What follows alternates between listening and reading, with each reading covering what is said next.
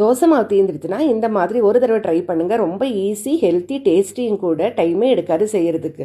பாசிப்பருப்பு வறுக்காத பாசிப்பருப்பு தான். கழுவிட்டு 2 மணி நேரம் ஊற வச்சு எடுத்துக்கோங்க. இப்போ வந்து 2 மணி நேரம் பொறுத்து பார்த்திங்கன்னா நல்லா ஊறி இருக்குது. இது கூட பாலக்கீரை நல்லா கழுவிட்டு ஒரு கைப்பிடி அளவு போதும். நான் யூஸ் பண்ணியிருக்கிற கப்பு 150 ml கப்புக்கு தான் நான் பருப்பு ஊற வச்சுருக்கேன்.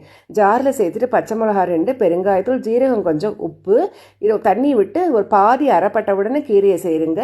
நல்லா நைஸாக அரைச்சி எடுத்துக்கோங்க. இப்போ மாவு ரெடி, நம்மளுக்கு உடனே செய்ய ஆரம்பிச்சிடலாம். கொஞ்சம் கூட தண்ணி விட்டு தோசை மாவு பதத்துக்கு எடுத்துக்கோங்க.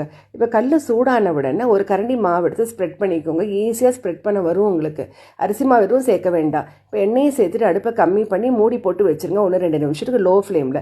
இப்போ திறந்து பார்த்தீங்கன்னா நல்லா அடிப்பக்கம் ப்ரௌன் ஆகி வந்திருக்கு. திருப்பி போட்டுருங்க. 2 பக்கம் திருப்பி போட்ட அப்புறமா திறந்தே விட்டுருங்க. கொஞ்சம் ஃப்ளேமை இன்க்ரீஸ் பண்ணிக்கோங்க. எண்ணெய் வேணால் சேர்த்துக்கோங்க. 2 பக்கமும் நல்லா கிறிஸ்பியாகி வந்து எடுத்துருங்க. சட்னியோட சர்வ் பண்ணுங்கள். நல்லாயிருக்கும். ட்ரை பண்ணி பாருங்கள்.